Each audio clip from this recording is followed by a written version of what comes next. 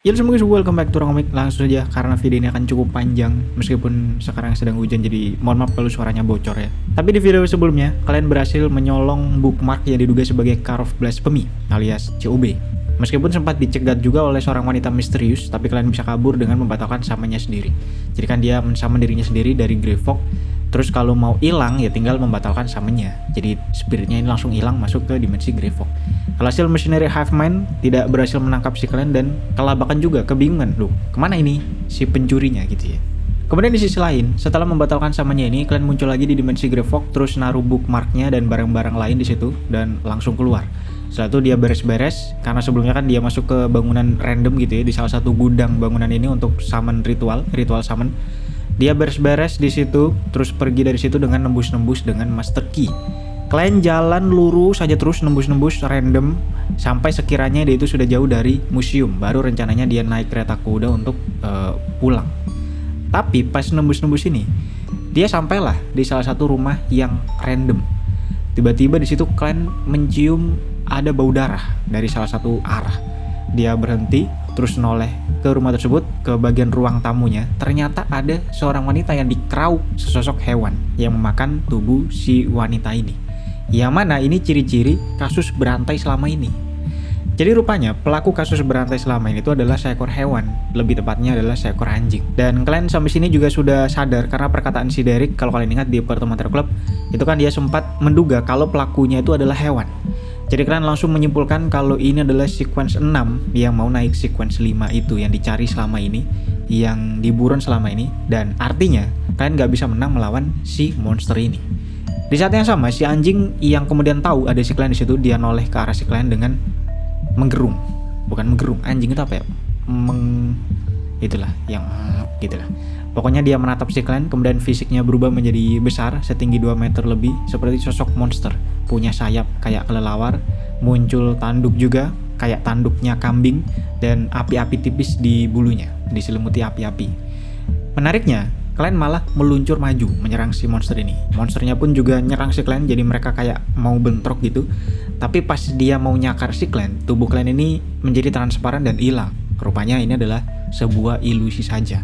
Tubuh aslinya si kalian itu sudah lari ke arah lain, mau keluar lewat jendela rumahnya tersebut.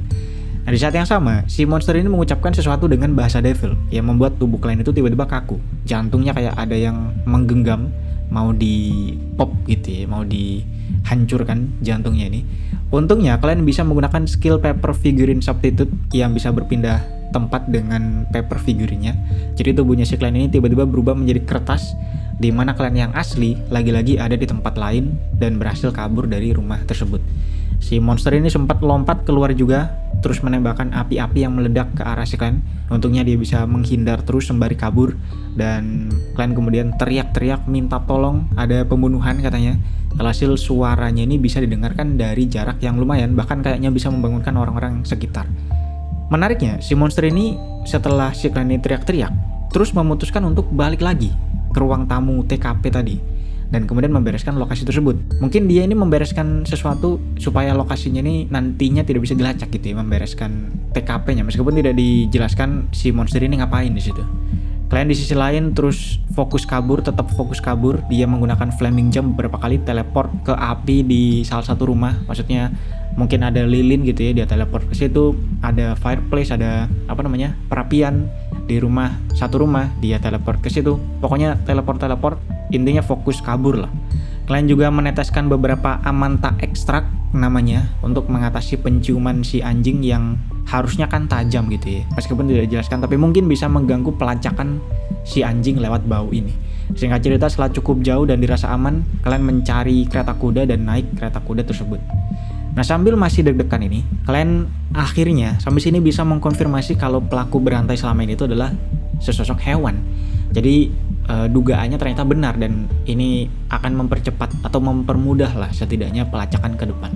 Dan BTW tadi dikatakan si monster ini sempat balik lagi dan beres-beres TKP, artinya si Doi ini punya kepintaran ya, kayak kasusnya si Sushi, bukan murni hewan lagi seperti Sushi. Kan Sushi juga punya sebuah kepintaran tersendiri, meskipun dikatakan masih selayaknya anak kecil, 10 tahun atau berapa tahun itulah, pokoknya masih kecil.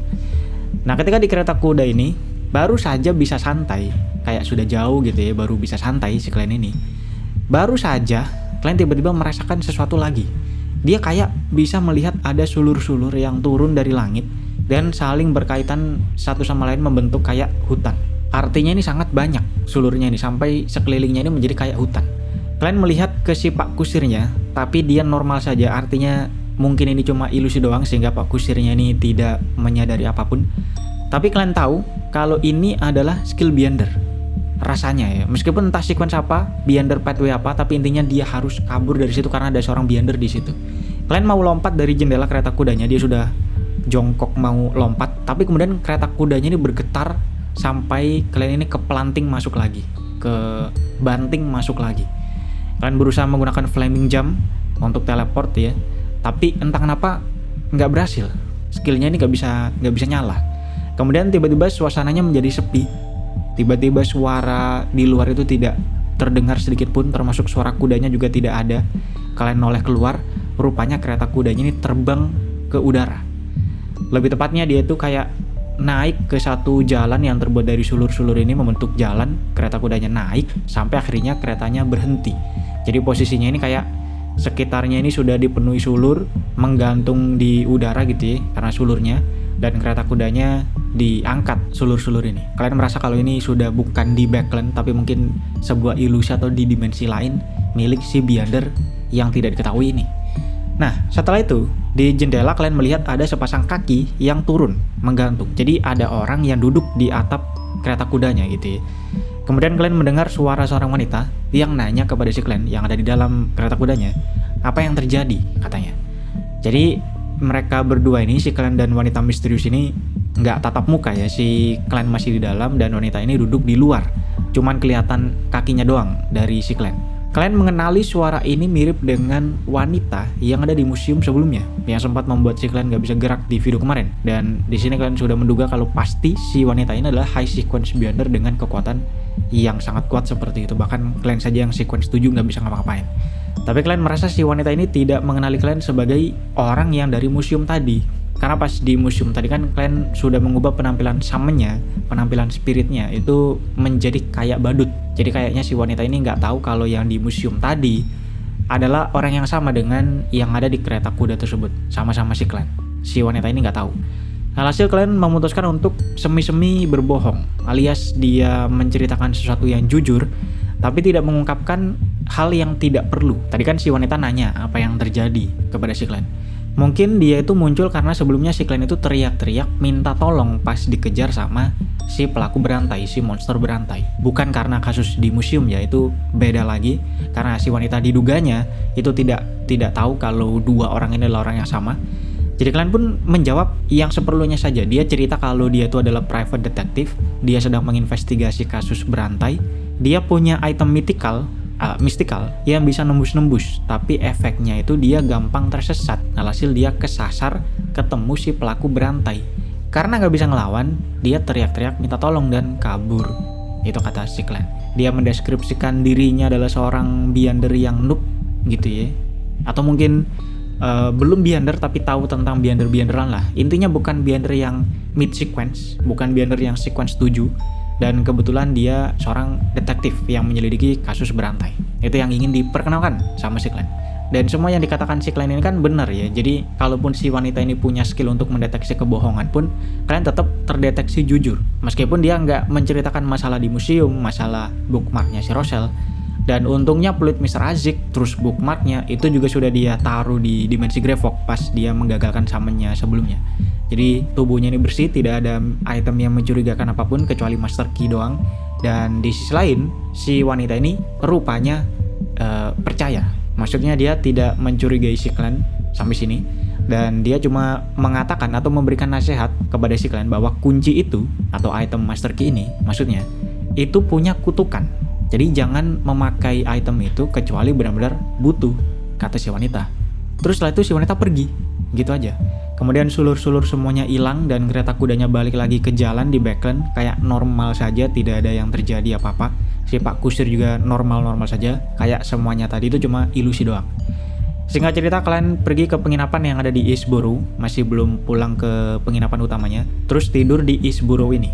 Jadi dia langsung tidur, dia nggak pergi ke Grey Fox untuk mendefense segala macam. Biasanya kan kalau ada sesuatu, dia pulang langsung ke Grey Fox. Nah ini nggak, dia langsung tidur saja. Karena kalian kudu berperilaku kayak orang noob biasa saja, kayak seorang detektif biasa saja. Karena siapa tahu si wanita tadi itu masih memantau dari jauh. Nah keesokan harinya, berita tentang tewasnya korban ke-12 oleh si pelaku berantai ini pun muncul di koran. Dan ini sudah cukup diduga sama si kalian karena sudah terjadi semalam. Kemudian kalian nyari berita tentang pencolongan barangnya si Roselle.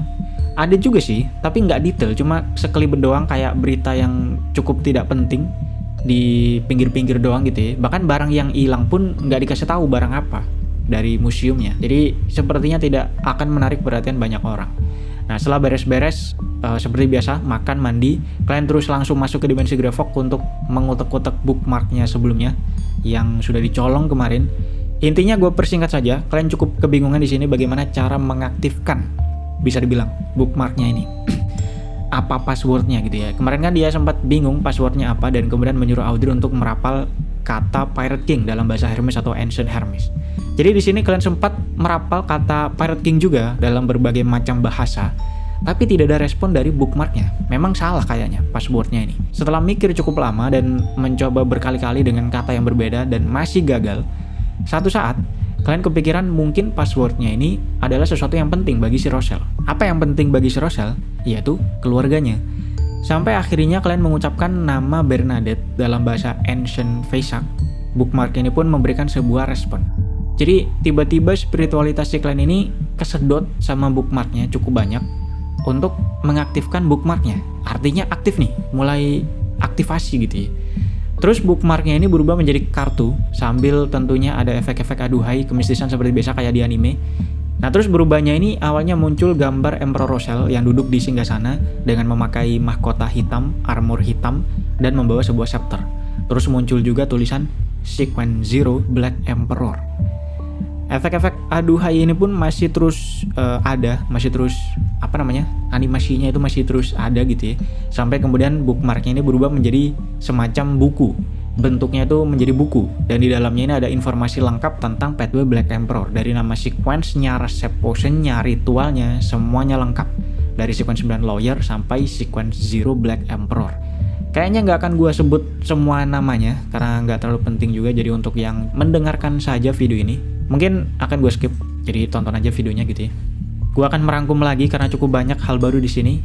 Info pertama yang cukup harus di-note ya adalah hukum Beyonder yang mengatakan bahwa jika sudah ada sequence 0 itu tidak mungkin ada sequence 1. Kenapa?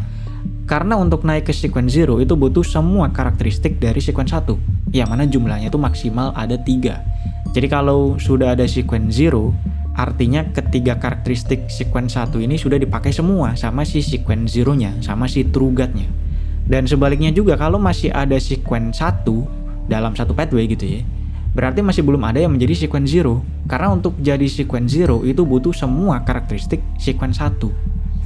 Intinya itu, meskipun gua nggak tahu kenapa di sini tidak dijelaskan secara detail, padahal harusnya ada di Card of Blasphemy-nya, tapi mungkin akan gua kasih info saja di sini. Kemudian info kedua terkait tentang keistimewaan sequence 0 Black Emperor. Apa istimewanya Black Emperor ini? Jadi untuk menjadi Black Emperor itu ada ritual yang harus dipenuhi oleh si sequence 0-nya. Karena sejak dari sequence 5 kan naik sequence itu butuh ritual tertentu gitu ya. Sebagai pengingat ritualnya si clan di sequence 5 nanti, sequence 5 marionetis, itu untuk mencari mermaid dan kemudian meminum potionnya di tengah nyanyian mermaid. Itu ritualnya. Jadi tentunya untuk naik ke sequence 0 ada ritualnya juga. Nah di Black Emperor ini syarat intinya adalah Beyonder harus jadi Emperor, punya title Emperor, artinya punya empire sendiri dan jadi Emperor. Kemudian membuat aturan-aturan yang rumit. Karena inti dari pathway ini kan kalau kalian ingat adalah aturan-aturan, membodohi aturan, memanfaatkan celah dalam aturan dan sebagainya. Sempat dibahas di Arc Rafterpound dan Reruntuhan Tudor di part 31. Jadi tentunya harus membuat aturan-aturan yang rumit. Kemudian membuat 9 makam secara rahasia, membuat 9 mausoleum namanya atau makam secara rahasia. Kemudian meminum potionnya di salah satu makam. Nah ritualnya Secara singkat ini akan dibahas nanti di salah satu arc yang cukup besar yang melibatkan Sequence Zero Black Emperor. Tapi ini masih cukup jauh, jadi di sini gue persingkat saja apa syarat-syaratnya. Setelah seseorang menjadi Black Emperor, si Beyonder ini tuh akan sangat susah mati. Karena Black Emperor itu punya keistimewaan yang rada broken menurut gue, cukup OP. Jadi ketika Black Emperor itu tewas, bener-bener tewas ya, Matot memang tewas ini orang, Beyonder ini, dia tuh masih bisa bangkit lagi di salah satu dari 9 mausoleum tadi, salah satu dari 9 makam tadi.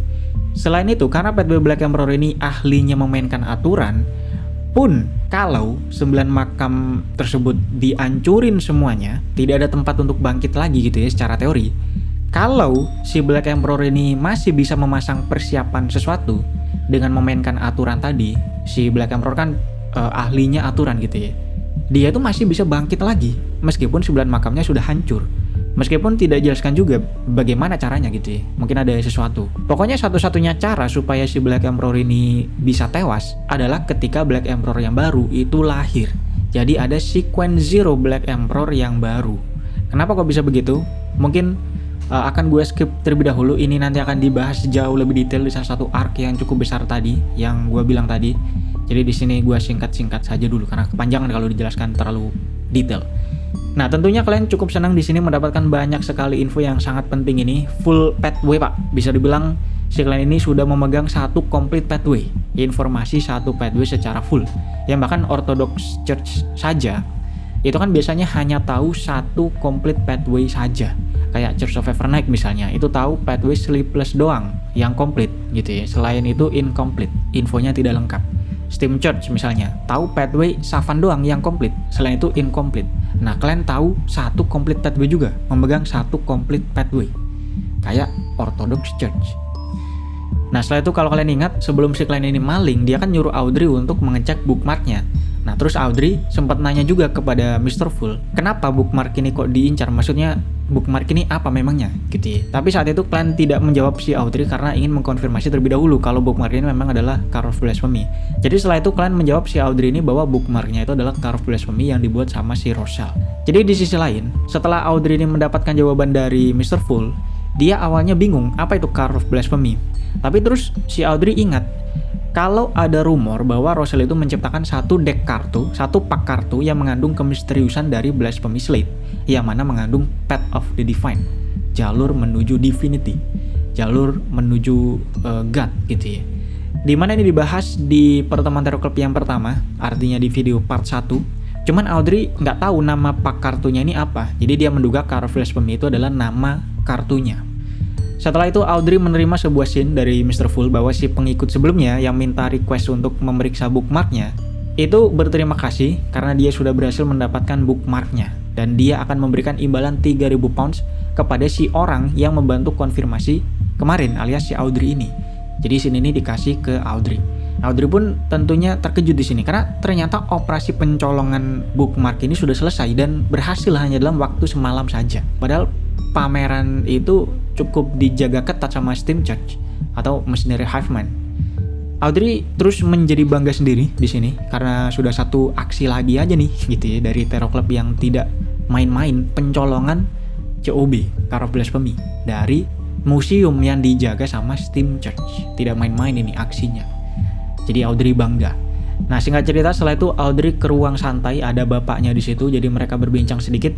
Audrey nanya ada berita apa hari itu, dan bapaknya cerita tentang kasus ke-12 dari kasus berantai yang masih belum ketemu juga pelakunya. Katanya kali ini ada saksi mata yang sempat teriak-teriak minta tolong. Akhirnya si pelaku ini menjadi rada hati-hati, si pelaku berantai ini menjadi rada hati-hati dan kabur. Karena ini juga katanya mereka menjadi punya petunjuk dan sepertinya sebentar lagi akan bisa ketangkep menurut berita. Nation kemudian berpindah lagi ke museum, balik lagi ke museum di mana datang Archbishop dari Steam Church yang bernama Horamic Hayden yang menginvestigasi kasus pencolongan bookmark. Mereka mengidentifikasi ada 2 bookmark yang dicolong dan kata Horamic yang sudah menggunakan skillnya untuk menginvestigasi TKP di situ, entah skill apa, Tapi dia itu bisa tahu kalau semalam itu ada 2 orang yang berlawanan, artinya tidak kerjasama 2 orang ini. Satunya kabur secara misterius, tidak diketahui gimana kaburnya si orang yang satu ini. Dan yang satu itu high sequence beyonder, yang bahkan kata si Horamik itu bisa jadi lebih tinggi dari si Horamik itu sendiri. Yang mana seorang Archbishop itu biasanya high sequence beyonder, minimal sequence 4. Jadi kalau Horamik ini sequence 4, terus kata dia orangnya yang kabur satunya itu bisa jadi lebih tinggi sequence-nya dari dia. Jadi si wanita misterius sebelumnya itu bisa jadi sequence 3 atau bahkan sequence 2, tidak menutup kemungkinan. Nah terus Horamik juga mengatakan kalau dia sekarang akhirnya menyadari, mengetahui kalau bookmark yang dicolong itu sebenarnya benda apa, sehingga dia emosi sama si Rochelle karena mereka telah ditipu sama si Rochelle, kata si Horamik Hayden. Apa maksudnya ini? Jadi meskipun di sini Horamik tidak menyebut spesifik Car of Blasphemy, dia tidak menyebut bookmarknya adalah Car of Blasphemy gitu ya. Tapi teori gua, dia tuh tahu kalau bookmarknya adalah Car of Blasphemy. Karena sebenarnya churches itu kan tahu, para churches itu tahu kalau Rochelle itu bikin COB, kartu COB ini, dan mau dia sebar supaya ditemukan oleh orang yang beruntung, seperti misinya gitu ya. Tapi mereka nggak setuju, para churches ini nggak setuju, karena ini bikin bahaya, bikin kekacauan segala macem. Dia melarang si Rochelle untuk menyebar Car of Blasphemy-nya ini. Kata si Clan sebelum dia nyolong kemarin, dia punya dugaan kalau Rochelle itu kayaknya sudah meyakinkan para churches kalau Car of Blasphemy-nya itu sudah benar-benar dia sebar. Sudah kadung dia sebar, tidak ada lagi yang dia simpan lagi. Itulah kenapa barang-barangnya si Rochelle dipamerin di museum. Artinya kan kalau sudah dipamerin barang-barangnya si Rochelle ini, artinya Steam Church ini sudah yakin kalau barang-barang ini tuh barang biasa aja, nggak ada barang-barang mistikal di situ sama sekali, apalagi Car of Blasphemy gitu ya. Tapi ternyata ada, jadi mereka kayak kecolongan, sudah ditipu sama si Rochelle, dipikir sudah disebar, ternyata ada satu yang belum gitu ya. Makanya Horamik Hayden ini rada emosi. Nah, kemudian balik lagi ke klien yang kontemplasi sangat panjang terkait apa yang terjadi, yang akan gue rangkum. Intinya pertama, efek samping Master Key itu ternyata lebih bahaya daripada yang dikira. Karena kayak ada efek membawa sial gitu ya, mendekatkan si pengguna ini ke situasi yang sangat berbahaya. Makanya kalian tiba-tiba ketemu sama si pelaku berantai, si monster sebelumnya, yang nggak bisa dia lawan. Apalagi kalau kalian ingat, si wanita misterius high sequence sebelumnya, itu juga sempat ngomong kalau item ini tuh punya kutukan. Jadi jangan pakai kalau nggak perlu, gitu kan, dia ngomong kepada si Clan. Kemudian kedua, terkait identitas si wanita tersebut. Kalian menyimpulkan kayaknya si wanita ini tuh bukan dari Beyonder ortodoks, maksudnya bukan Beyonder yang resmi, bukan dari para churches. Dia tuh kayaknya anggota dari sebuah organisasi yang cukup besar, atau bahkan punya organisasi sendiri. Dengan kekuatan yang setinggi itu kayaknya nggak mungkin kalau dia berjalan sendiri. Kalian menduganya dia punya sebuah organisasi. Itu kontemplasi si Clan yang gua rangkum sesingkat mungkin. Nah, kalian setelah itu ngecek kotak surat, dia mendapatkan surat dari Isengard Stanton yang terima kasih ke Clan karena info sebelumnya yang dikasih tahu sama si Clan, yang mana pelakunya itu mungkin ada hubungannya dengan hewan segala macam, itu cukup membantu progres investigasi mereka. Karena kan si Isengard Stanton ini kerjasama dengan polisi gitu ya, dan kalian menduganya mungkin ada kong kali kong juga dengan organisasi Beyonder. Jadi kata si Isengard, kalau nanti pelakunya udah ketangkep dan dia dapat imbalan, Clan akan dijanjikan sebagian yang cukup banyak lah, karena kontribusi kalian ini cukup besar juga untuk investigasi mereka. Itu saja intinya dari suratnya si Stanton. Nah, Shin kemudian berpindah ke Quella Club. Seperti biasa kalau kalian itu gabut, dia pergi ke situ, dan kemudian ketemu dengan Talim Dumont, orang yang memasukkan kalian ke Quella Club dulunya sama Aaron Series. Mereka tentunya kasih kabar basa-basi seperti biasa, di mana kalian cerita dia itu sedang mengurus kasus berantai. Terus Talim sempet nanya masalah asmara. Katanya ada temennya dia yang suka sama orang yang tidak seharusnya dia sukai.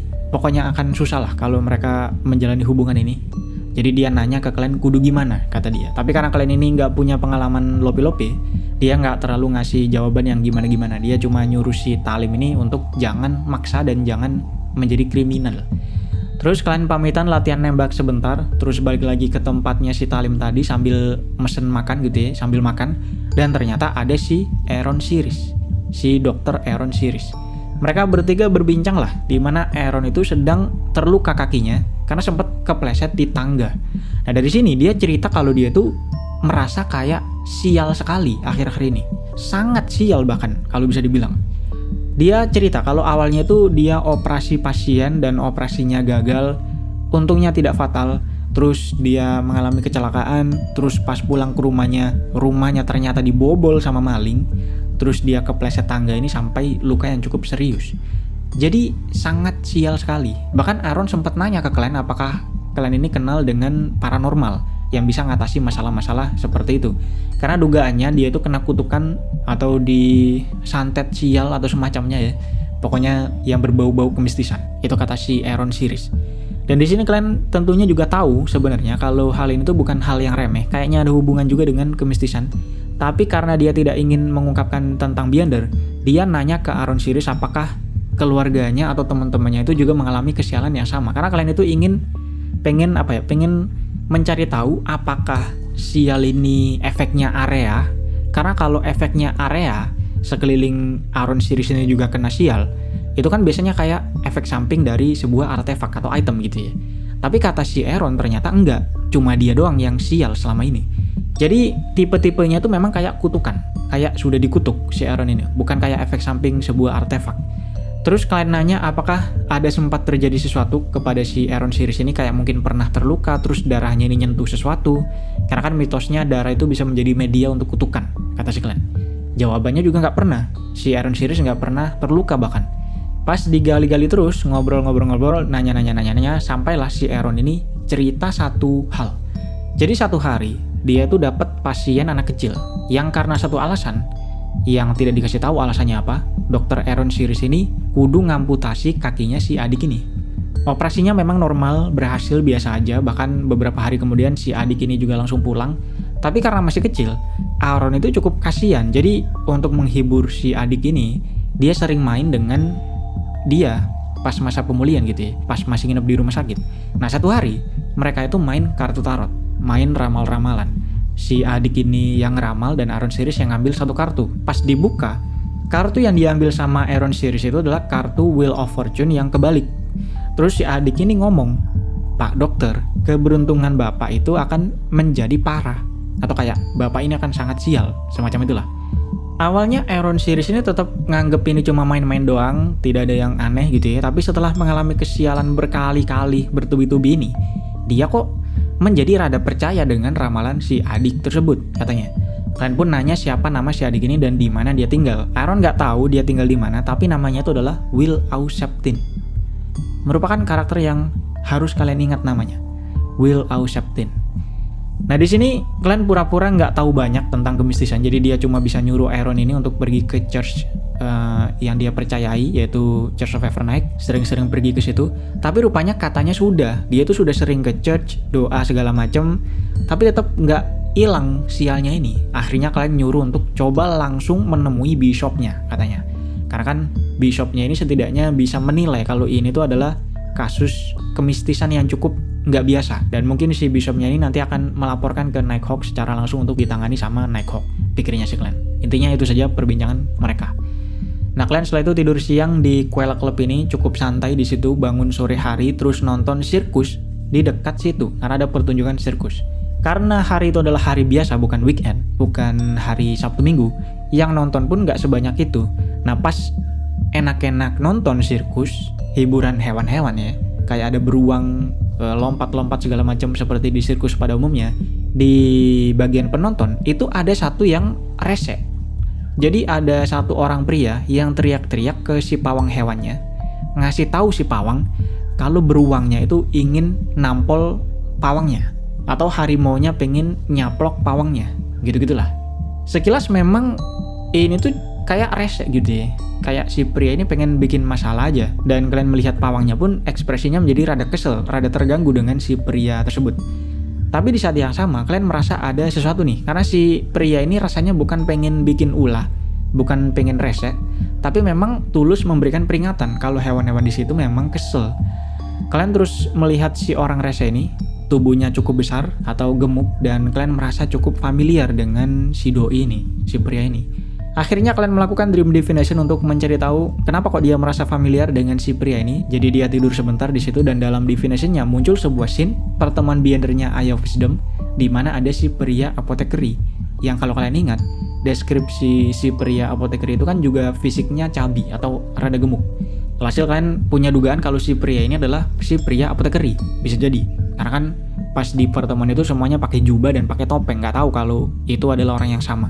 Kalian terus melihat ke hewan-hewan di situ dengan spirit visionnya. Rupanya memang emosi mereka itu rada tidak stabil. Jadi benar kata si pria yang rese tadi. Ternyata dia bukan pengen bikin masalah, tapi memang pengen memperingatkan si pawangnya kalau hewan-hewan di situ memang emosinya kurang stabil. Nah, sebagai pengingat, di part 36, si pria apoteker itu memang ditunjukkan sudah naik ke sequence 8 bernama Beast Tamer. Yang mana seperti namanya, bisa kita simpulkan kalau dia itu secara natural memang bisa memahami kondisi hewan-hewan di situ. Lebih dari sekedar melihat emosi doang gitu ya. Kayak si Clan kan cuma pakai spirit vision untuk melihat warna aura dan dari situ bisa menyimpulkan emosinya. Itu lebih dari itu, karena Tamer kan penjinak gitu ya, spesifik memang berhubungan dengan beast, dengan hewan-hewanan. Nah ini cukup menyimpulkan kalau sepertinya memang benar kata si Clan kalau si pria ini adalah pria apotekeri, karena si pria apotekeri ternyata sudah naik menjadi pria beast tamer gitu ya. Bisa melihat kondisi hewan-hewan di situ. Nah, tapi untungnya pertunjukan ini berakhir tanpa masalah, yang setelah itu ganti pertunjukan seorang magician alias pesulap. Pertunjukannya sebenarnya biasa aja, tapi ada sesuatu yang menarik yang disimpulkan sama si Clan di sini. Intinya di sini kalian mendapatkan beberapa hal yang menjadi pelajaran yang dia rasa bisa ditiru untuk melakukan acting methodnya sebagai seorang magician. Jadi pertama, magician itu pandai dalam menarik perhatian penonton. Dan kemudian pandai juga dalam mengalihkan perhatian penonton untuk dia melakukan sesuatu. Dalam hal ini adalah melakukan trik sulap gitu ya. Jadi intinya kalian pengen mengambil esensi. Seorang magician pandai dalam mengendalikan perhatian orang lain. Kemudian kedua, magician itu mendapatkan tepuk tangan atau apresiasi dari penonton. Jadi apakah acting method magician itu juga harus mencari tepuk tangan dari penonton? Mungkin saja. Ini masih hal-hal yang random gitu ya dari seorang magician asli, magician profesi magician pesulap, yang kemudian diambil nilainya, esensinya oleh si Clan dan mungkin akan dia pakai menjadi acting method nantinya. Meskipun tidak terbukti juga apakah efektif atau tidak, tapi nanti akan dicoba sama si Clan. Nah, kalian kemudian pergi dari situ, terus naik kereta kuda yang cukup besar, yang bisa dipakai untuk banyak orang, jadi bukan kereta kuda pribadi, yang ditarik sama banyak kuda gitu ya. Dia nyantui di situ sambil mikir acting method yang tadi. Tapi tiba-tiba, Clan merasa aneh.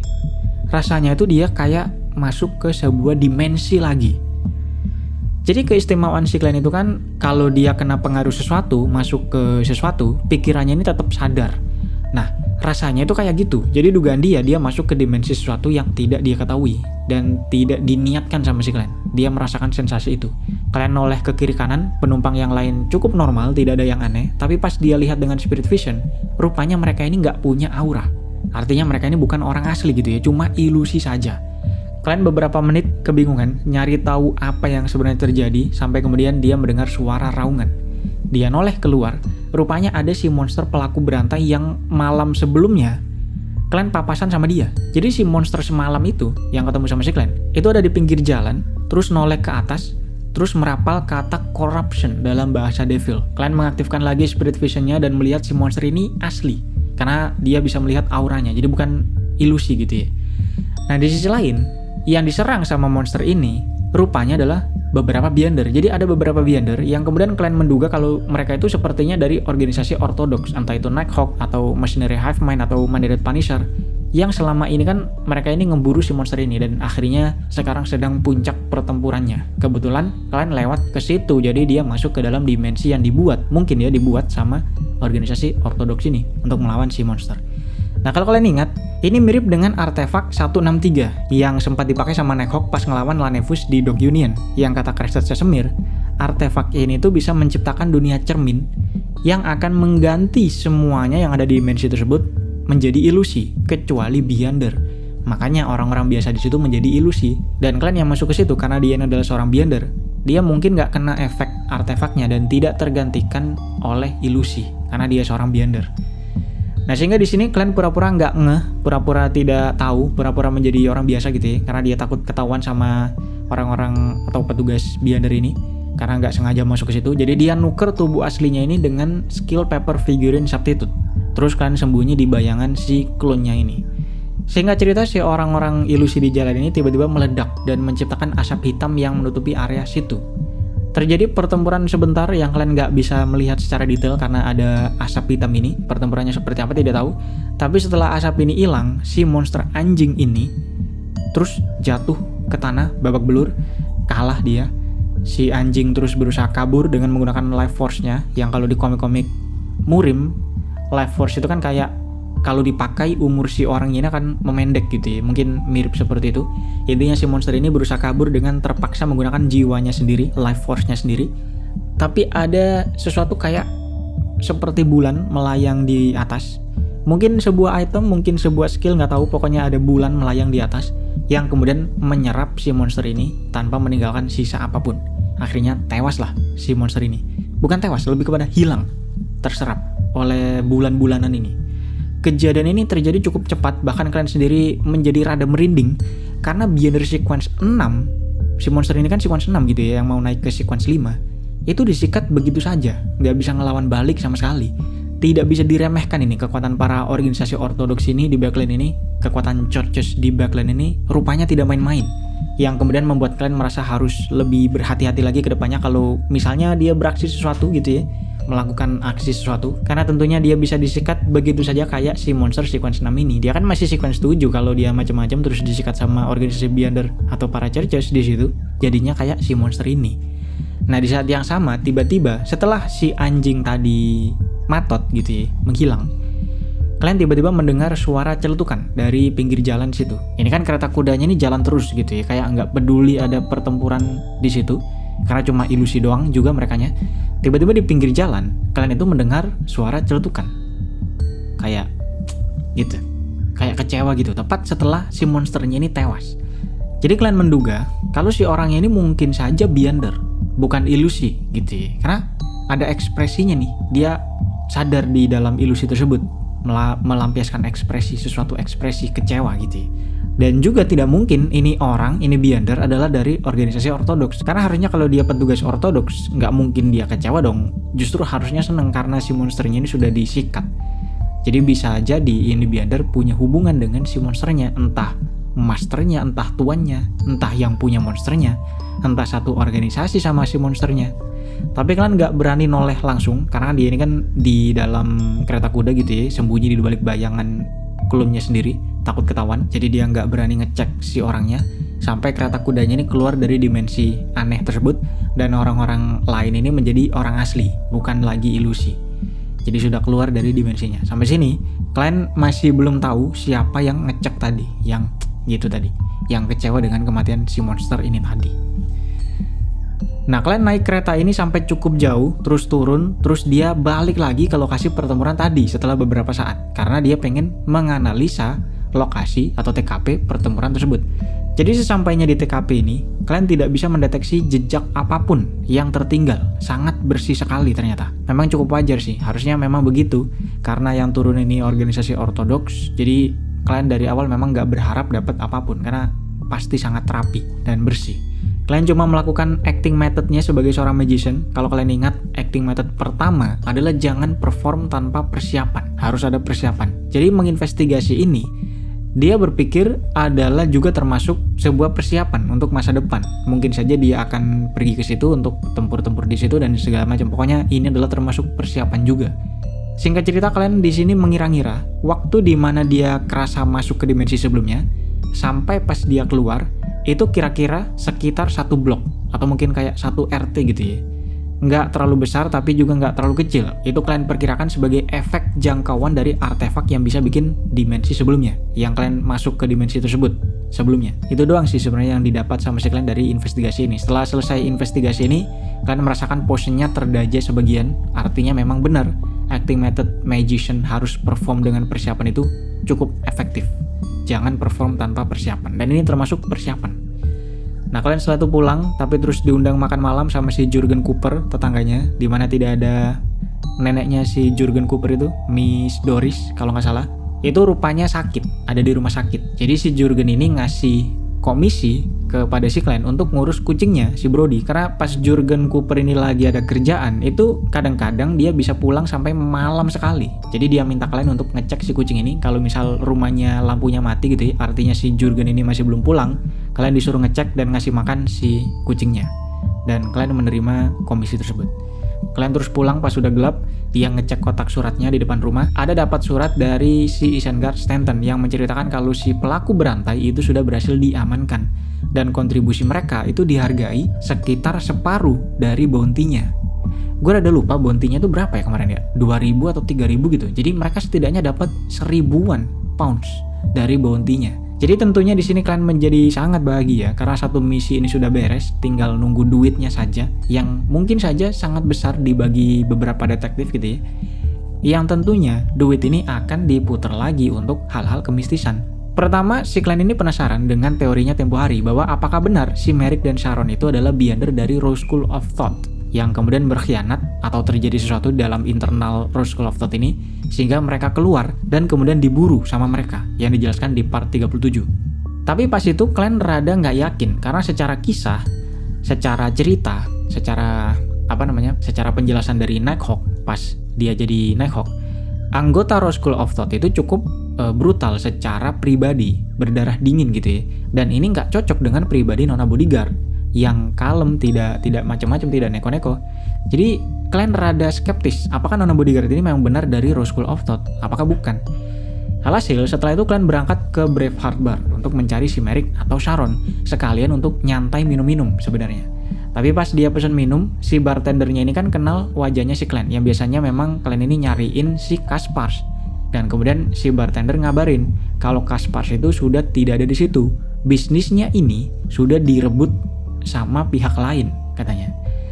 Terus setelah si bartendernya ini ngomong begitu, tiba-tiba ada orang dari sampingnya si Clan yang ngomong kalau memang benar mereka sudah mengusir si Caspars katanya. Caspars sudah kami usir, jadi kalau lu butuh apa-apa, temui bos kami saja katanya. Nah kalian di sini merasa rada aneh karena pondasi bisnis ilegalnya si Caspars ini kan cukup kuat di situ. Harusnya nggak bisa digoyang sama preman-preman kroco-kroco biasa. Apalagi mengingat Merrick dan Sharon itu kayak menjadi backingannya si Caspars yang cukup kuat tentunya kan. Si Merrick dan Nona Sharon sini kalian duga adalah mid sequence Beyonder, bahkan Nona Sharon mungkin sequence 5. Jadi kalian curiga kalau di baliknya ini pasti ada orang-orang yang kuat atau bahkan organisasi yang mungkin saja adalah organisasi yang ngeburu si Merrick dan Sharon alias Rose School of Thought. Alhasil goyang lah posisi mereka di situ karena ada organisasi yang mengotak-ngatik memang. Jadi kecurigaan si Clan ini kayaknya memang terkait dengan masalah Merrick dan Sharon yang diburu sama Rose School of Thought. Mungkin Caspars disingkirin ini untuk menjadi semacam jebakan untuk mengulur si Merrick dan Sharon keluar, atau bagaimana, intinya berkaitan lah dengan Merrick dan Sharon, gonjang-ganjingnya Braveheart Bar ini. Nah kalian sebenarnya nggak pengen terlalu ikut campur juga masalah mereka. Jadi karena dia tadi ditawari untuk ketemu bos mereka kalau mencari sesuatu, kalian kemudian mengokekan. Jadi singkat cerita, setelah minum sebentar, nyantui sebentar di situ, dia diajak ke ruang biliar untuk ketemu dengan bos yang baru ini. Tapi rupanya pas mereka masuk, bos baru ini sudah tewas di dalam ruangan tersebut dengan menggantung. Jadi kayak bundir, tapi si bawahannya ini meyakini kalau bosnya ini dimatiin sama orang. Memang sengaja dimatiin, bukan bundir. Klan kemudian mengaktifkan spirit visionnya, tapi tidak ada jejak apapun di situ. Jadi asumsi awal si Clan, apakah pihak dari si Caspars ini yang melakukan pengkoitan kepada bos yang baru ini? Karena kan kedua pihak ini atau kedua geng ini bisa dibilang itu kan bentrok gitu ya. Pihaknya si Caspars diusir dan sekarang mereka balas dendam. Lagi konflik mereka. Jadi karena bosnya ini tewas, Clan pergi dari situ lewat pintu belakang, terus setelah keluar, dia tiba-tiba mencium adanya bau darah. Clan pun mengikuti bau darah ini, melacak bau darah ini, dan akhirnya nemu mayat lagi. Bukan mayat sih, lebih kepada bekas-bekas adanya pengkoitan di situ, karena cukup berantakan pak, itunya. Gua nggak bisa mendeskripsikan secara detail karena pasti kena dolar kuning nantinya. Intinya itunya berantakan lah ya. Clan juga melihat bekas-bekas cakaran makhluk yang bukan manusia, jadi harusnya ini ada monster. Kalau dugaan si Clan, ini juga adalah konflik antara gengnya si Caspars dan pihak satunya, saling bunuh-bunuhan mereka. Jadi bos baru tadi itu disikat sama pihaknya si Caspars, terus si orang yang menyikat ini disikat balik sama pihak satunya. Masih gua ingatkan di sini, dugaan sampai sini, pihak ini adalah dari Rose School of Thought yang ngeburu Merrick dan Sharon, yang bentrok dengan pihaknya si Caspars ini. Nah singkat cerita kalian mau pergi dari situ, tapi tiba-tiba ada kereta kuda yang berhenti di depannya si Clan. Pas dia lihat ternyata di dalamnya ini ada si Merrick. Merrick ini terus ngasih gestur untuk si Clan ini masuk ke kereta kudanya, dan insting si Clan sih tidak merasakan adanya bahaya dari si Merrick. Jadi dia masuk ke dalam kereta kuda, baru setelah itu tiba-tiba muncul Nona Sharon di situ juga. Tiba-tiba ada aja si Nona ini. Nah di sini Sharon nanya kenapa kalian pergi ke situ, ke Braveheart Bar. Kalian mengatakan kalau dia itu sebenarnya pengen menemui mereka, karena ya seperti biasalah cari-cari info kemistisan atau update sesuatu gitu ya, mungkin bisa nanya sesuatu, mungkin beli item. Pokoknya seperti biasalah untuk progres pribadinya si Clan ini sebagai seorang Beyonder. Spesifiknya di sini Clan bilang pengen nambah pengetahuan mistis. Nah, Merrick kemudian menawarkan sebuah buku yang dia sebut sebagai Book of Secrets, miliknya Shaman King bernama Klarman. Jadi ada sosok namanya Klarman yang punya title Shaman King, dan Book of Secrets ini adalah bukunya Shaman King, Klarman. Meskipun kalian nggak tahu siapa si Shaman King ini, siapa si Klarman ini nanti dijelasin juga BTW, tapi kalian tertarik dengan buku ini dan nanya transaksi dengan apa? Apakah bisa dibeli atau bagaimana gitu ya? Dan Nona Sharon justru meminta bantuan sama si Clan sebagai transaksi untuk Book of Secrets ini. Alhasil Clan di sini menjadi rada kaget. Kok butuh bantuan gitu ya? Kan di sini yang lebih kuat itu mereka. Secara pengetahuan pun cukup jauh lah. Di sini kalian masih noob, tapi mereka malah butuh bantuan si Clan katanya. Jadi kalian menanyakan hal ini, dia nanya bantuan seperti apa maksudnya, karena dia nggak mau meresikokan nyawanya gitu ya, kalau misal sangat berbahaya, dan tentunya sangat berbahaya dong karena mereka saja butuh bantuan. Nah di sini Merrick kemudian menceritakan situasinya yang sangat panjang, dan gue bahkan bingung harus merangkum bagaimana, tapi semoga saja tidak terlalu membingungkan dan tidak terlalu panjang. Intinya, Merrick di sini cerita kalau mereka itu awalnya dari sebuah organisasi yang cukup tua, yang mana kalian sudah menduga kalau mereka dari Rose School of Thought, meskipun Merrick tidak spesifik menyebut Rose School of Thought.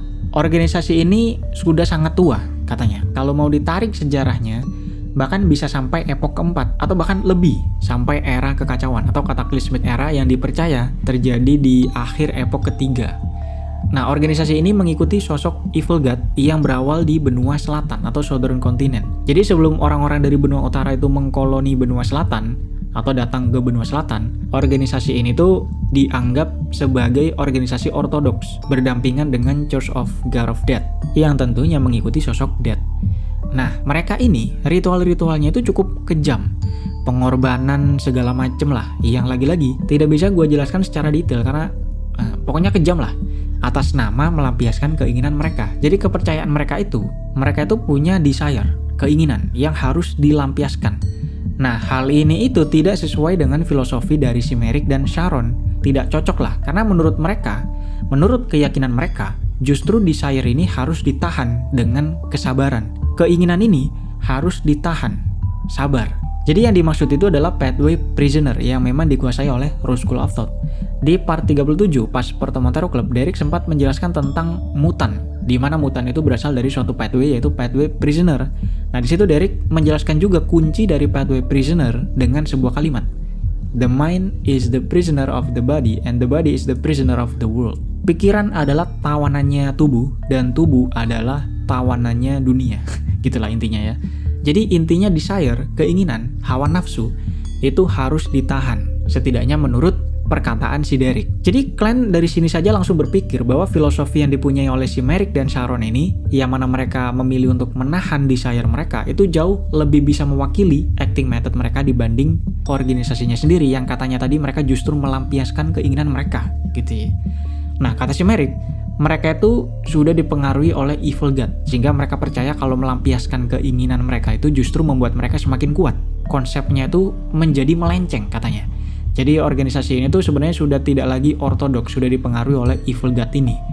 Meskipun sampai sini Merrick tidak menjelaskan secara detail, dia tidak menyebut nama organisasinya atau bahkan sosok Evil God apa yang diikuti itu tidak disebut. Nah, intinya sampai sini ternyata benar dugaan si Clan bahwa mereka itu berasal dari Rose School of Thought dan ada perbedaan filosofi tadi sehingga mereka pecah, atau setidaknya Merrick dan Sharon ini keluar dan akhirnya diburu sama organisasinya. Nah, setelah itu mereka cerita juga yang ngeburu mereka ini yang paling kuat adalah Beyonder Sequence 5. Ada beberapa Beyonder yang mengejar mereka, tapi yang paling kuat itu adalah Sequence 5. Nah, kalian terus nanya, kalau cuma Sequence 5 kan harusnya kalian ini bisa ngelawan gitu ya. Dan gua ingatkan lagi di sini kalian masih menduga bahwa Nona Bodyguard ini Sequence 5. Tapi kata mereka, tidak semudah itu mas, katanya. konflik ini itu sebenarnya diurus atau dikepalai atau dipimpin oleh seorang high sequence beyonder dari pihak musuh. Jadi sebenarnya yang paling tinggi sequence-nya itu high sequence beyonder, bukan sequence 5 ini. Tapi untungnya pihaknya si Merrick ini bisa menipu si high sequence beyonder-nya untuk pergi ke tempat lain. Si high sequence beyonder ini sudah terkecoh untuk pergi ke tempat lain. Alhasil di sini tinggal musuh yang paling kuat itu tinggal yang sequence 5 saja dengan beberapa beyonder lain lah. Tapi yang paling kuat itu sequence 5. Yang penting beyonder sequence 5-nya ini. Nah, beyonder sequence 5 ini juga punya sebuah artefak yang bisa melemahkan pihaknya si Merrick. Jadi kalau mereka ketemu, pihaknya si Merrick ini pasti kalah karena mereka akan menjadi lemah. Kenapa Sharon minta bantuan kepada si Clan? Karena katanya dia bisa merasakan si Clan ini punya keistimewaan. Meskipun tidak dijelaskan keistimewaan apa yang dimaksud, tapi intinya Clan punya keistimewaan katanya. Dan Clan juga punya item yang terkorap oleh True Creator. Atau maksud si Nona Bodyguard ini adalah All Black Eye. Yang sebagai pengingat, item ini tuh berawal dari item telinga ya, yang dibeli sama si Clan di pertemuannya Mr. Eye of Wisdom, yang kemudian dibawa sama si Clan ke Greyfog untuk di-define dan terkorap oleh suara True Creator. Kemudian menjadi charm bernama Language of Foulness. Nah, di part 27, pas marionetis Rosago datang ke rumahnya si Clan untuk nge-koitin si Clan, di situ kan Clan kena skill marionet. Clan kena marionet, Nona Sharon yang bertugas menjadi bodyguard itu juga sempat kena skill ini. Terus Clan menggunakan Language of Foulness ini untuk menyikat si Rosago. Rosagonya tewas, tapi beyonder karakteristiknya itu ikut terkena corruption-nya True Creator dan sekarang ada di Greyfog karena digunakan untuk mengendalikan si The World, avatarnya si Clan. Nah, si Nona Sharon ini kan tahu ada item ini. Clan punya item ini yang terbukti dengan corruption-nya True Creator itu bisa menyikat si Rosago, sequence 5 Rosago. Jadi dia rasa Clan ini bisa membantu mereka dengan item tersebut. Rencananya si Merrick dan Sharon ini akan menjadi umpan dan Clan tinggal mempatality si musuhnya ini, si sequence 5-nya. Nah, Clan kemudian pengen dijelaskan tentang artefak si musuh ini apa. Karena kan tadi katanya si musuhnya itu punya sebuah artefak yang bisa melemahkan mereka sehingga mereka ada di situasi yang cukup lemah gitu lah ya. Jadi Clan pengen tahu efek detailnya ini seperti apa sebelum memutuskan untuk menerima misi tersebut atau tidak. Di sini Merrick pun mau nggak mau menjelaskan tentang Pathway Prisoner karena efek artefaknya itu akan berhubungan dengan pathway ini. Jadi sequence 9-nya namanya Prisoner meskipun tidak ada penjelasan yang cukup detail di sini. Kemudian sequence 8-nya bernama Lunatic yang kalau diartikan itu orang tidak waras. Jadi di sequence 8 Lunatic ini, mereka bisa mengorbankan kewarasan mereka untuk mendapatkan kekuatan yang meningkat secara drastis. Jadi mereka bisa tambah kuat, makin kuat, cuman ya pikiran mereka jadi miring aja, jadi tidak waras. Itulah kenapa dari sequence 8 ke atas di pathway ini, itu seorang beyonder akan cukup mudah hilang kendali.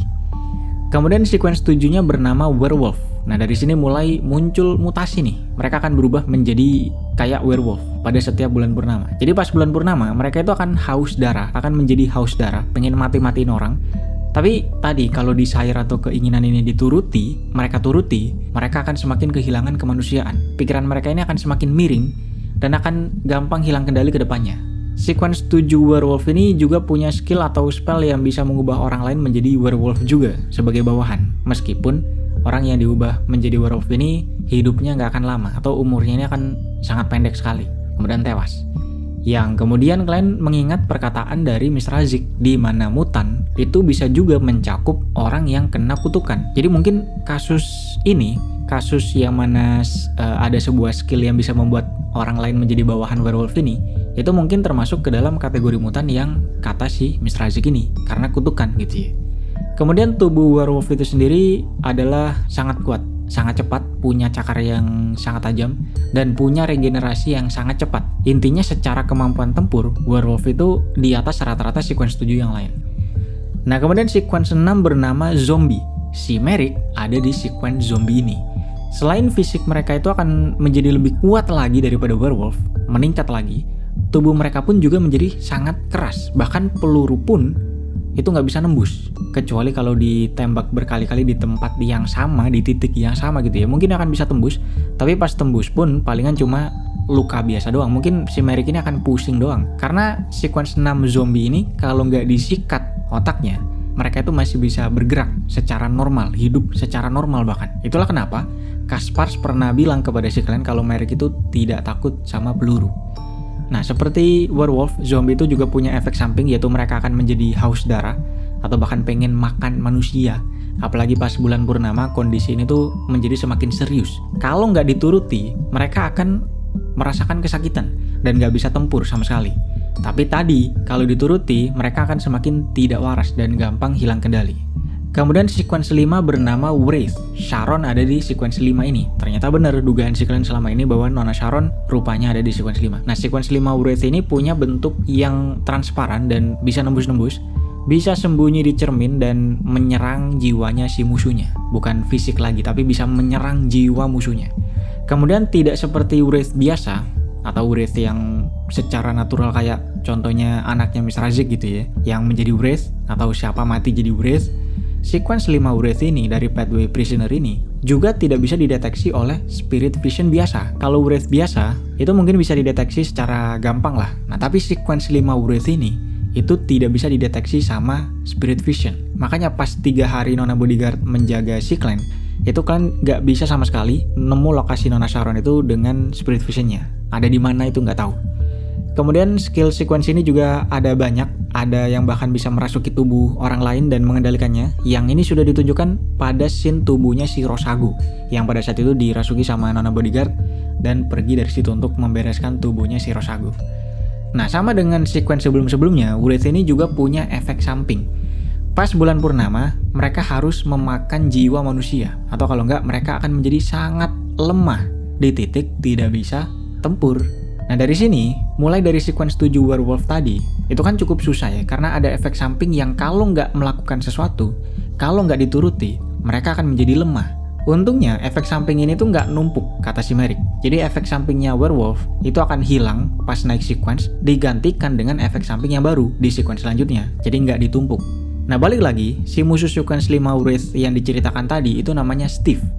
Dia punya artefak bernama Scarlet Lunar Corona. Artefak ini dikatakan bisa menciptakan efek kayak terjadi bulan purnama, tapi tidak mengefek kepada si pemakainya. Jadi Merrick dan Sharon akan kena efek kayak terjadi bulan purnama, sehingga efek samping sequence mereka tadi itu akan muncul. Haus darah, harus memakan jiwa manusia, efek samping tadi itu akan muncul, yang kalau nggak dituruti, itu mereka akan menjadi lemah, sedangkan si pemakai artefaknya itu nggak akan kena efeknya. Nah terus, gimana dengan bawahan si musuhnya? Kan si Steve ini punya bawahan juga, kata si Merrick. Ada satu sequence zombie namanya Jason, dan sequence werewolf namanya Tyre. Apakah orang-orang ini akan terkena efek dari artefaknya juga? Dan kata si Merrick, mereka kena juga harusnya. Tapi bedanya, mereka ini, itu kan nggak peduli dengan efek sampingnya. Kalau mereka menjadi haus darah, ya mereka dengan senang hati melampiaskan keinginan mereka tersebut. Kalau mereka harus mengorbankan kewarasan mereka pun, mereka akan oke-oke saja. Karena mindset mereka ini kan beda. Seperti yang dijelaskan sama si Merrick tadi, bahwa organisasi ini tuh menganggap desire dan keinginan mereka itu harus dituruti supaya menjadi semakin kuat. Sedangkan Merrick dan Sharon tidak setuju dengan itu, makanya mereka keluar. Jadi di saat si Merrick dan Sharon ini menjadi lemah karena efek artefaknya, pihak musuhnya malah akan mendapatkan kekuatan yang lebih besar lagi karena desire mereka ini dituruti. Nah, Merrick dan Sharon menjanjikan kalau mereka sukses menyikat musuh ini, mereka akan memberikan semua harta rampasan perang kepada si Glenn, kecuali karakteristiknya si Steve, yaitu sequence 5 Wraith, itu akan diambil sama si Merrick. Kemudian artefak Scarlet Lunar Coronanya itu akan diambil sama si Nona Sharon. Selain itu, semua rampasan perang ini akan dikasihkan kepada si Glenn, dan mereka juga akan memberikan Book of Secrets-nya si Claremont tadi, yang sudah dijanjikan tadi, itu juga kepada si Glenn. Jadi si Glenn akan dapat banyak nih, dapat Book of Secrets dan juga dapat harta rampasan perang, yang nggak mungkin dong mereka tidak membawa apapun gitu ya. Di sini kemudian Merrick menjelaskan Shaman King Claremont adalah sosok high sequence beyonder yang cukup terkenal di Southern Continent, di benua selatan pada awal Epoch 5, yang kemudian dia menghilang entah kemana. Nah, Book of Secrets ini mengandung pengetahuan tentang kemistisan yang sangat banyak katanya. Ada tentang ritual, tentang alkemi, tentang astrologi, dan sebagainya. Yang katanya dengan membaca buku ini saja, orang biasa itu akan menjadi ahli kemistisan. Saking banyaknya pengetahuan di situ, katanya. Nah, di sisi lain, kalian merasa ini merupakan tawaran yang sangat menggiurkan karena dia akan dapat banyak tadi. Tapi di sisi lain, tingkat bahayanya pun juga sangat tinggi, tidak menjamin kesuksesan. Alhasil kalian meminta waktu untuk berpikir terlebih dahulu. Dia akan ngasih tahu jawabannya besok pada jam 9 pagi. Jadi kalian menyuruh mereka untuk pergi ke rumahnya besok pada jam 9 pagi. Nona Sharon kemudian mengeluarkan sebuah item yang dulunya adalah milik si Rosago, yang kemudian diambil sama Nona Sharon sebagai hasil rampasan yang bernama Notary Certificate. Rupanya item ini bisa untuk membuat kesepakatan dengan antar Beyonder lah bisa dibilang. Jadi kalian disuruh berjanji tidak akan mengungkapkan info-info tadi yang dikasih tahu sama Merrick dan Sharon tadi kepada orang lain. Jadi perjanjian ini kemudian diikat oleh Notary Certificate ini, yang kalau saja kalian mengingkari janji akan ada konsekuensi berat yang akan terjadi kepada si kalian, katanya. Nah, singkat cerita mereka pun pisah, kalian pulang dan pergi ke dimensi Greyfog untuk mendefine hal ini. Ada dua divination yang dilakukan sama si kalian. Pertama, apakah misi ini harus dia terima? Yang mana hasilnya pendulumnya itu berputar ke arah kanan, tapi pelan. Artinya, lebih baik diterima, tapi nggak diterima pun juga nggak apa-apa karena muternya pelan. Kemudian divination kedua, apakah misi ini berbahaya? Dan pendulumnya muter ke kiri cukup cepat. Ya, mana kalian simpulkan cukup berbahaya. Bahkan mungkin bisa jadi sangat berbahaya, tapi masih bisa diatasi kalau persiapannya memadai. Nah, sebagai seorang sequence 7 magician yang kesimpulan acting methodnya ada beberapa yang tadi sudah disinggung. Pertama, jangan perform tanpa persiapan, harus ada persiapan. Kedua, mengambil alih perhatian orang lain dan mengalihkan perhatian, intinya mengendalikan perhatian orang lain. Dan ketiga, mendapatkan tepuk tangan dari penonton. Nah, dari ketiga poin ini, kalian meyakini kunci dari ketiganya adalah perform. Yang penting adalah perform, melakukan pertunjukan. Ketiga poin ini tadi nggak akan terjadi kalau kalian nggak perform gitu ya, atau melakukan pertunjukan, tanda kutip ya. Dalam kasus ini mungkin pertunjukan bisa dibilang adalah melakukan aksi menerima misi tersebut, yang sangat berbahaya tersebut. Itulah kenapa, meskipun hasil divination yang kedua tadi itu sangat berbahaya, pendulumnya muter ke kiri sangat cepat, artinya misi ini sangat berbahaya, tapi hasil divination yang pertama, apakah harus menerima misinya? Hasilnya justru lebih baik diterima, meskipun tidak harus. Karena kalian meyakini dia butuh perform, dia harus perform. Tapi yang paling penting jangan perform tanpa persiapan, jadi dia butuh persiapan. Alhasil keesokan harinya jam 9 pagi kalian pergi ke ruang tamunya, meskipun tidak ada siapa-siapa di situ, tapi kalian ngomong sendiri kalau dia bersedia untuk membantu, asalkan diberikan beberapa hari untuk persiapan terlebih dahulu.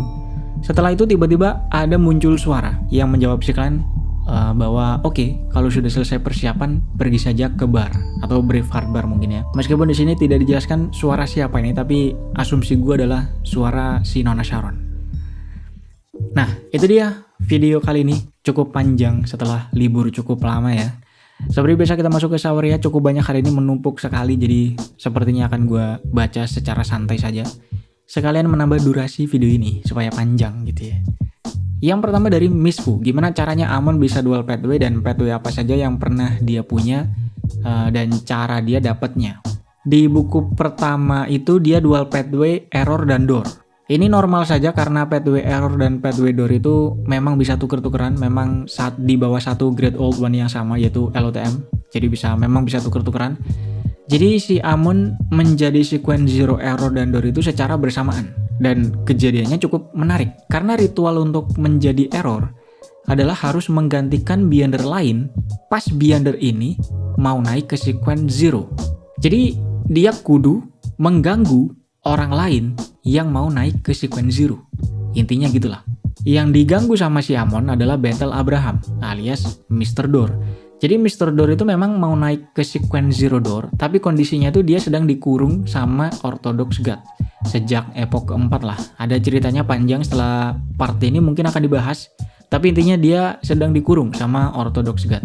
Dan kebetulan juga ritual untuk naik ke sequence zero door adalah keluar dari kurungan atau seal atau semacamnya yang dipasang oleh True God. Kurang lebih ritualnya seperti itu. Jadi karena Mr. Door ini sudah kejebak di kegelapan ini sejak epok keempat, satu hari dia itu akhirnya bisa keluar. Sehingga ritualnya ini kan terpenuhi gitu ya. Alhasil pas dia keluar, dia dalam keadaan proses naik sequence. Sudah menyelesaikan ritual dan proses naik sequence. Kemudian Battle Abraham ini, Mr. Door ini digantiin sama si Amon. Atau mungkin diambil alih sama si Amon atau semacamnya. Gua nggak akan bahas detailnya seperti apa dan bagaimana kejadiannya, karena ini cukup ending sekali di novel. Intinya Amon ngambil alih Mr. Door yang lagi ritual sequence Zero Door, yang mana ngegantiin orang pas ritual sequence Zero itu adalah syarat sequence Zero-nya pathway error gitu ya. Akhirnya semua ritual ini terpenuhi, Amon pun langsung menjadi sequence Zero Error dan Door secara bersamaan. Itu buku pertama. Kemudian di ending buku pertama, Amon kalah sama si Clan, di Kamehameha sama si Clan, terus semua karakteristik yang tadi gue sebut itu jatuh, diambil sama si Clan. Sequence Zero Error, ketiga sequence 1 Error, sequence Zero Door, ketiga sequence 1 Door, itu diambil sama si Clan. Tapi Amon masih bisa bangkit lagi di avatarnya, tapi turun menjadi sequence 2. Nah, dia kabur lah keluar bumi. Dan singkat cerita di volume 1 buku kedua, ada satu kejadian di desa Kordu, di desanya si Lumian, karakter utama buku kedua. Sebenarnya ini spoiler buku kedua sih, jadi skip aja kalau nggak mau kena spoiler ya. Ini benar-benar volume 1, Pak. Intinya di desa Kordu itu ada ritual untuk salah satu angelnya si Choi, GOO Choi, Circle of Inevitability, itu turun ke bumi. Namanya adalah Termiboros. Termiboros itu adalah sequence 1 pathway Eternal Ion, pathway-nya si Choi.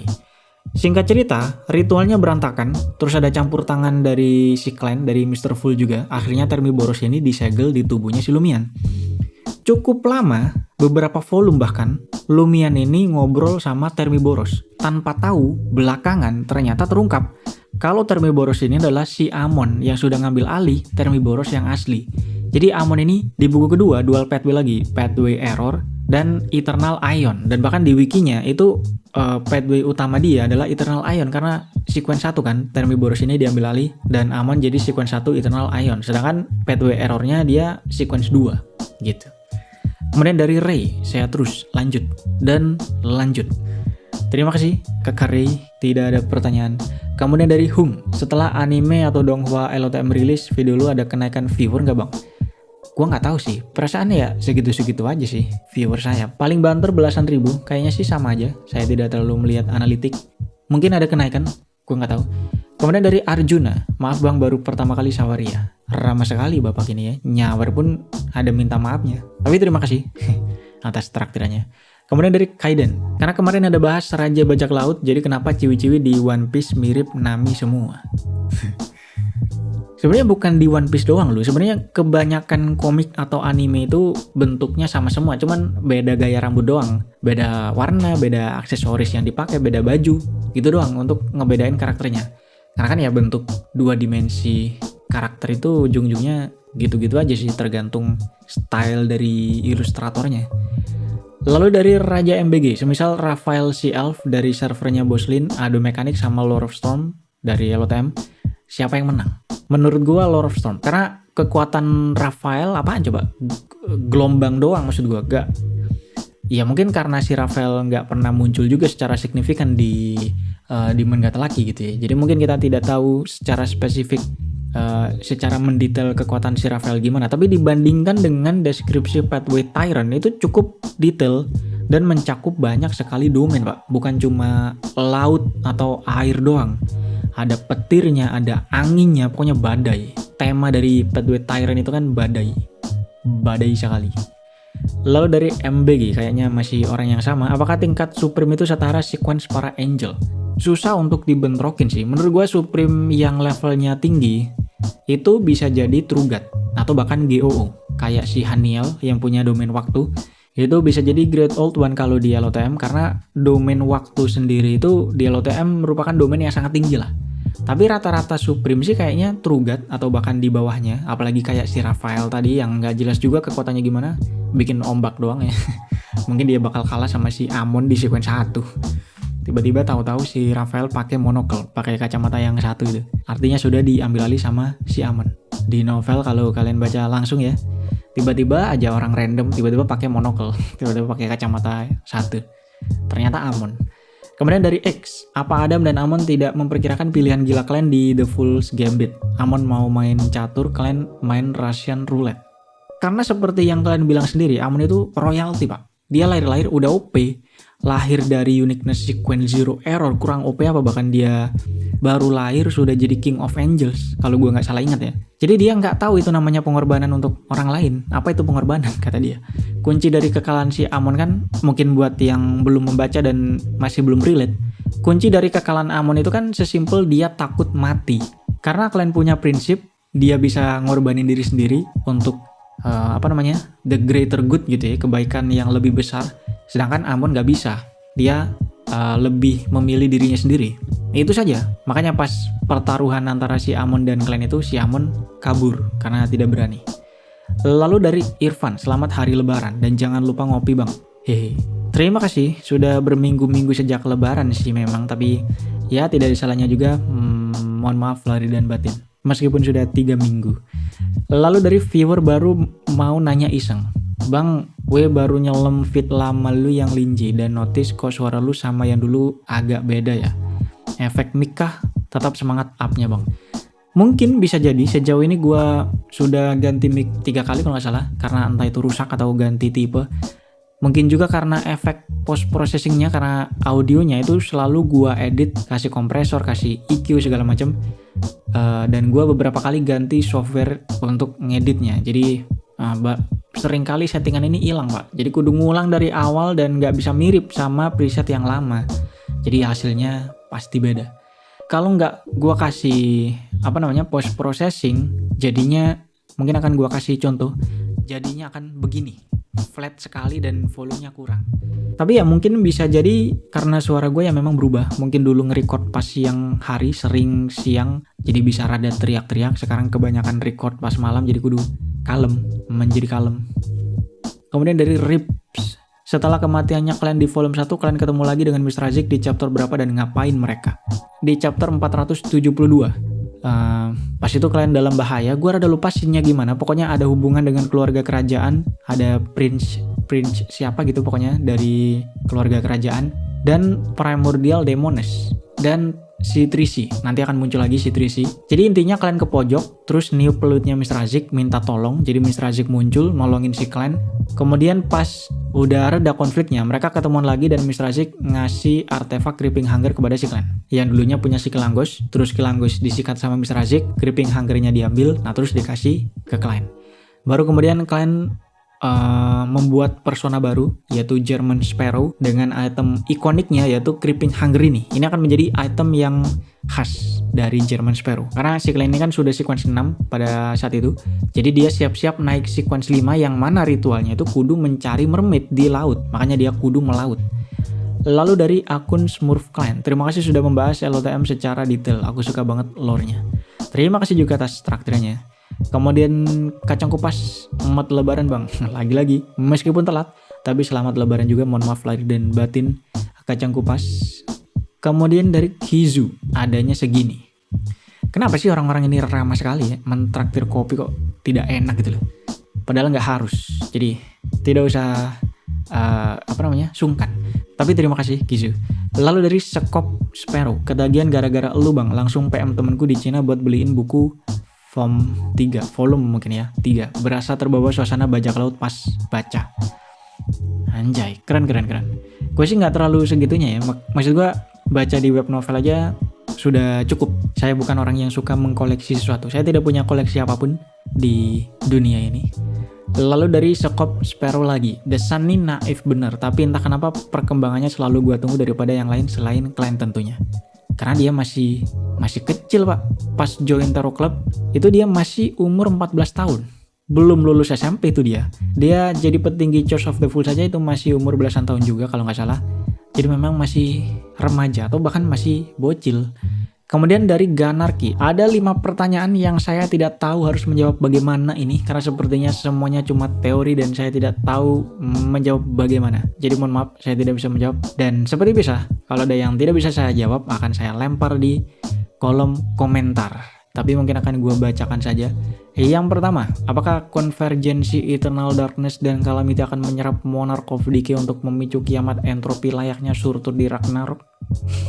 Surtur di Ragnarok saja yang aslinya gue nggak tahu pak. Kalau di game God of War Ragnarok gue tahu. Tapi kayaknya tidak begitu. Kalau dari mitosnya pas pilar keempat muncul dari gabungan antara Eternal Darkness dan Calamity of Destruction, itu universe hancur semua. Kalau Surtur di Ragnarok yang asli itu artinya menghancurkan universe, mungkin akan sama. Tapi kalau kayak film Thor atau game God of War, itu mah ngancurin area doang, tidak menghancurkan seluruh universe. Kedua, apakah penyatuan Sephira Castle dan Key of Light akan memicu munculnya pilar kelima yang menyebabkan sistem crash pada alam semesta? Anjay. Tidak tahu saya. Harusnya sih Sephira Castle itu sudah pilar, tidak bisa ditambah-tambah lagi sama karakteristik atau pathway yang lain. Jadi mungkin sistem crash, bener. Mungkin bener sistem crash. Kemudian bisakah MGOD menyempurnakan siklus reinkarnasi dengan mengontrol satu keunikan river tanpa memicu konvergensi maut dari yang tertua? Keunikan river itu apa? Yang tertua itu apa?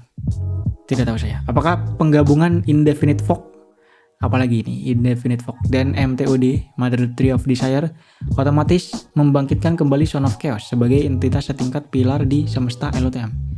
Pilar lagi nih. Bisakah gabungan HDO, High Dimensional Overseer, dan MOD itu apa ya? Monarch of Decay dengan Uniqueness Door jadi Raja Ruang Waktu atau cuma GO dimensi yang tidak stabil tanpa Sephira Castle? Tidak tahu juga. Seperti biasa gue lempar ke kolom komentar untuk dijawab. Kayak kemarin ada yang nanya tentang apa ya kemarin ya? Kenapa Clan Moretti yang asli muncul pas jadi Duendantes? Nah itu gue lupa. Tapi kemudian pas gue cek lagi, ternyata ada di chapter 800 maksudnya, yang ada gangguan-gangguan mental lah dari si klan. Jadi sebenarnya bukan klan asli muncul lagi, tapi cuma gangguan mental saja. Tapi itu dia, video hari ini sangat panjang, semoga bisa menghibur waktu kalian. Jangan lupa like dan subscribe, bisa beliin kopi juga di deskripsi. Terima kasih untuk yang sudah mengopi hari ini. Semoga bisa menjawab, meskipun ada yang tidak saya jawab, karena tidak tahu juga jawabannya apa. Sampai jumpa di video selanjutnya. Adios.